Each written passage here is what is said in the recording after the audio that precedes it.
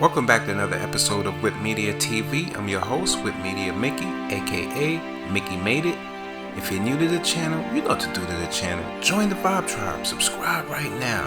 Let's get it. On today's episode, I cover Hip Hop 33 Strategies of War, Part 2. The art of war is to win without bloodshed or the use of force, otherwise the minimum necessary use of violence.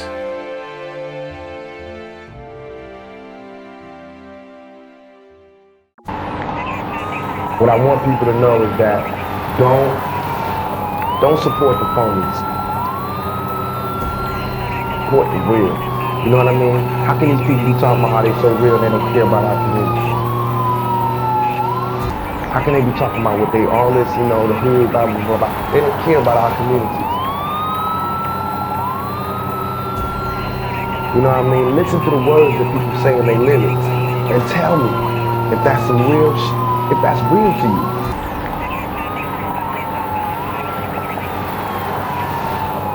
You know what I mean? Listen to what they saying. Don't just bob your head to the beat. Keep the game. Listen to what I'm saying and hold us accountable for it.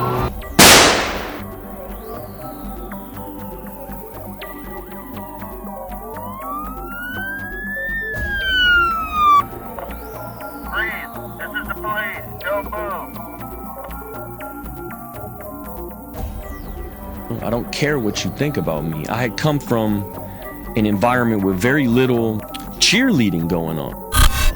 And so I created a sort of survival instinct where I would cut people out, and minimize opinions. And the way that I would do that is I had to believe that my opinion was greater than everybody else's opinion around me.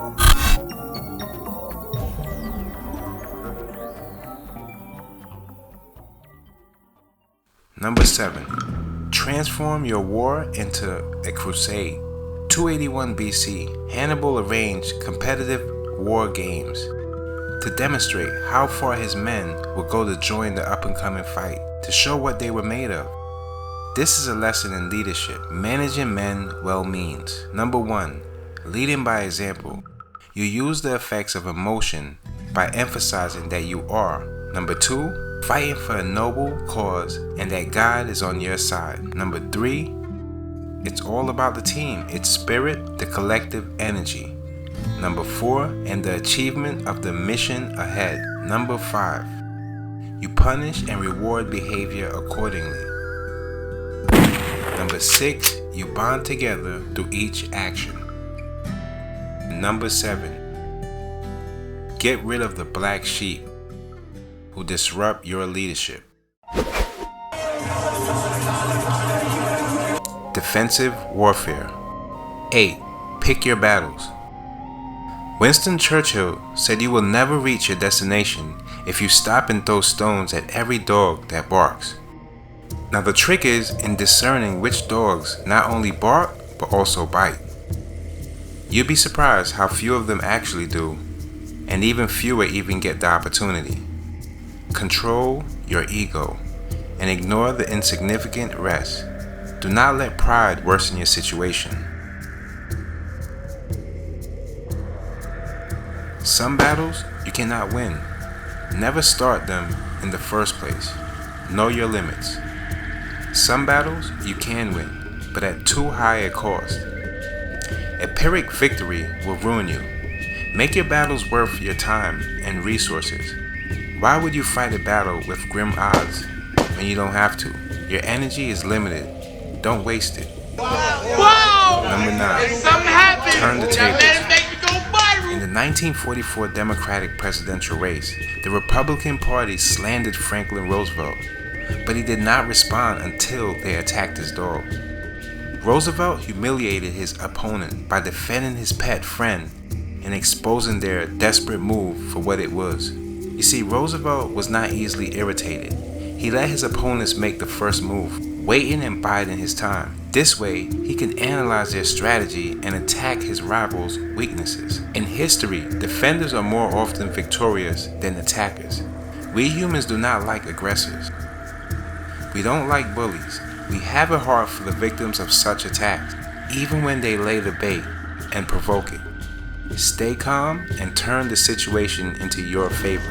10. Create a threatening presence. 1862, Stonewall Jackson put on a dominant act, intimidating George McClellan during the American Civil War by pointing to all of his opponent's flaws. You have to build a reputation of being a force of nature, a force to be reckoned with. Unpredictability, madness, sudden and bold aggression is terrifying. Plant a seed of doubt in your opponent's mind and feed his paranoia. Make them believe they cannot win and they will retreat. To scare them means to break them, but be careful. Your opponent may call your bluff. If you're unwilling to back up your words with action, don't merely bark. Number 11. Trade space for time. In the beginning of the Chinese Civil War, Mao's Tong's communists were forced to retreat. Had the National Party fought them at that time, they would have won. But the communists took the opportunity and gathered support by uniting the peasantry, defeating the nationalists in 1949 with a decided advantage. This is similar to the surrender tactic. Napoleon Bonaparte said space we can recover, time never. You grant your opponent a small win in order to take up more space. Grow your leverage and weaken the enemy before battle. Frustrate them by fighting on your terms. This is classic art of war material. The enemy gives you chase, you retreat. The enemy retreats, you pursue. It's all about the advantage that determines the end result. Hip Hop 33 Strategies of War, Part 2.